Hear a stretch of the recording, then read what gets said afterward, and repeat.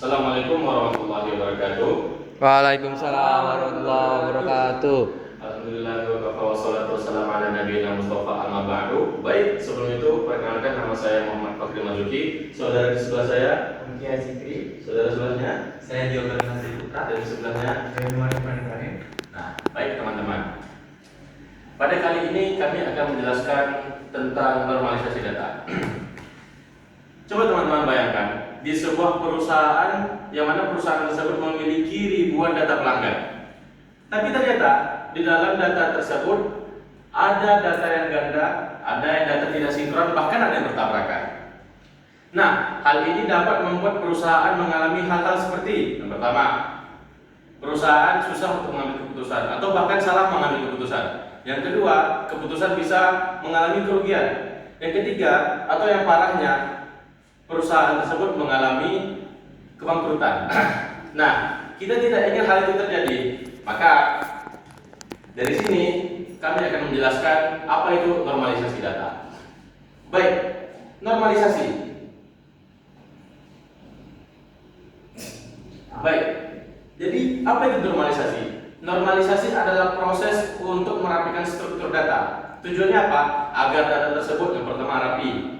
Yang kedua, relasi antar data itu menjadi jelas. Dan yang ketiga, agar penyimpanan data tersebut menjadi efisien. Kemudian, teori selanjutnya akan dijelaskan kepada saudara kami, Mutia Zikri.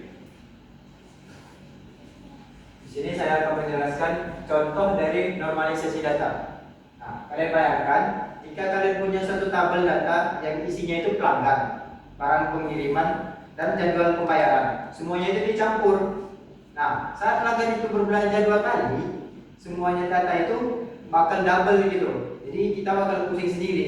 Nah, karena pada saat membuat database itu yang kita harus hindari. Jadi dengan normalisasi data kita bisa dapat memisahkan tabel data-data ke dalam tabel yang dapat terhubung satu sama lain. Jadi kita mudah untuk mengaksesnya tanpa harus terkabel datanya.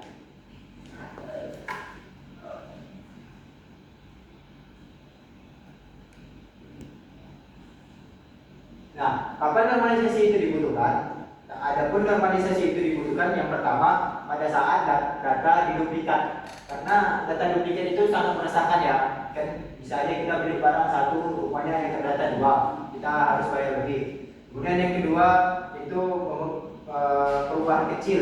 Perubahan kecil itu bisa mempengaruhi banyak hal seperti salah jam, bisa detik aja salah kan bisa repot kita. Kemudian yang ketiga itu banyak informasi yang campur aduk atau informasi itu sama walaupun beda jam beda hari tapi sistem dapat error untuk membacanya. Kemudian penjelasan selanjutnya akan dijelaskan oleh teman saya Diogo. Baik, untuk materi selanjutnya kita akan masuk pada tujuan normalisasi. Nah, teman-teman, tujuan normalisasi itu ada banyak sekali manfaatnya. Yang diantaranya yang pertama adalah menghindari redundansi data atau pengulangan data. Lalu yang kedua adalah menjaga konsistensi dan integritas data. Yang ketiga adalah memudahkan sebuah proses pemeliharaan data. Lalu yang keempat yaitu menghemat ruang penyimpanan pada server tertentu. Lalu selanjutnya kita masuk ke sesi tahapan normalisasi. Nah, tahapan normalisasi ini ada 3. Yang pertama ialah 1NF atau first normal form, yang dimana setiap kolom itu hanya terdiri dari 1 atomik. Lalu yang kedua ialah 2NF atau second normal form, yang dimana data non primer bergantung penuh pada primary key. Lalu yang ketiga ialah 3NF atau third normal form, yang dimana tidak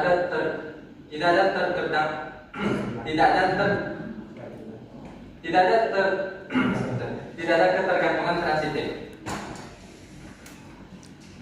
Untuk tabel lengkapnya di sini, ada di sini dia ada 6. Yang pertama ialah bentuk tidak nomor yang dimana data tersebut itu masih dalam bahan mentah. Terus yang 1NF itu yang seperti tadi menghilangkan elemen data berulang yang bermaksud data itu masih dalam bentuk satu atomik.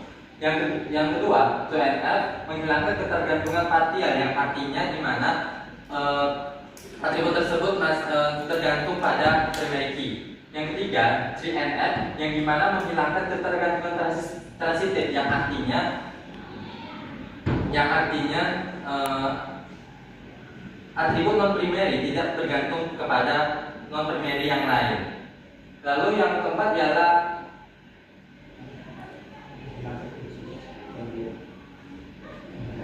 bentuk normal boycott, yang artinya menghilangkan kunci kandidat yang bukan determinan. Lalu selanjutnya bentuk normal keempat yang namanya 4NF, di mana menghilangkan ketergantungan multi value. Lalu yang terakhir bentuk normal kelima atau 5NF yang artinya menghilangkan ketergantungan join. Lalu untuk pembahasan selanjutnya akan dijelaskan kepada saudara Zia.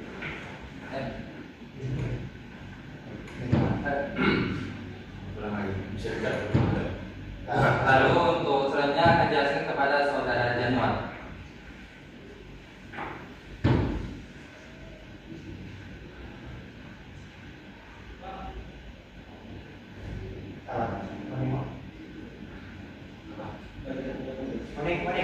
Iya. Ke kiri. Masih ke kiri. Ini salah sebut belum lagi itu. Rumah luar itu kami juga ada. Sama. Sama. Apa nomor itu Pak? Saya scroll ya, Pak. Ada kami hapus itu, hapus itu. Kami hapus. Ah, Apa itu hapus? ya. Oh di BPT ada nomor dua ya? Ada. Pokoknya ada. Nah itu. Udah aku cek kamu. Sudah bisa tinggal berbagi. Oh di BPT ini. Aku jangan hapus ini. Jadi itu yang pakai apa? Ini narasi kok apa? Kan contohnya di sini. Itu kan ibarat ini ya. Ibarat kan itu. Baik, di sini saya akan jelaskan tentang contoh nyata normalisasi. Contoh nyata tentang normalisasi bisa kita lihat pada state performance pada rumah sakit atau aplikasi kasir. Bayangkan jika data pasien transaksi atau stok barang itu bercampur dalam menjadi satu, maka bisa berakibat fatal. Dengan normalisasi, sistem jadi lebih aman dan mudah untuk dikembangkan. Bisa kita lihat pada slide.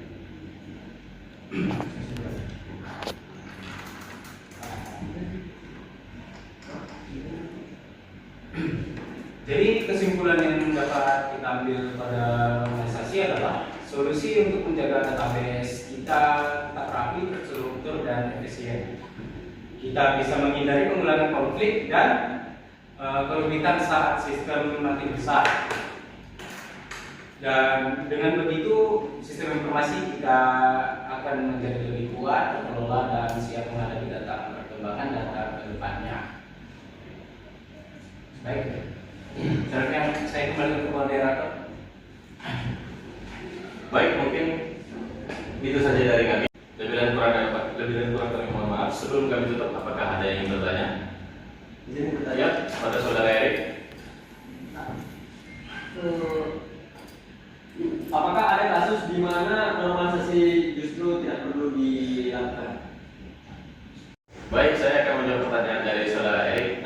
Normalisasi itu tidak selalu dibutuhkan. Apalagi dia ada dalam sistem analitik atau laporan yang mana perform tersebut lebih ke baca. Ya, performnya bacanya lebih penting dibanding sistem pengecekannya gitu. Nah, dalam kasus itu dengan denormalisasi bisa lebih efisien. Oke, ada pertanyaan selanjutnya? Saya mau bertanya tentang bisakah Anda berikan contoh software atau platform yang mempraktikkan normalisasi dengan baik? Baik, pertanyaan ini akan dijawab oleh saudara Bunjir. Baik, di sini saya akan menjawab pertanyaan dari rekan saya, Pak Rahman. Nah, dari pertanyaan tersebut pertanyaannya sangat bagus. Contohnya itu adalah bisa saja dalam ditemukan dalam e-commerce, rumah sakit, dan aplikasi kasir. Kalau saja data pasien, transaksi, dan stok tercampur dalam satu table, maka risikonya akan besar. Dengan normalisasi, data tersebut menjadi lebih mudah kita temukan. Baik, ada lagi yang ditanyakan? Jika tidak ada, kami tutup. Sebelum kami tutup, kami ingin memberikan pertanyaan kepada audiens. Silakan, saudara Dio. Memang ada? Kau bilang? Kasih pertanyaan orang. Baik, apakah ada yang bertanya? Jika tidak ada yang bertanya, kami tutup. Assalamualaikum warahmatullahi wabarakatuh. Waalaikumsalam warahmatullahi wabarakatuh.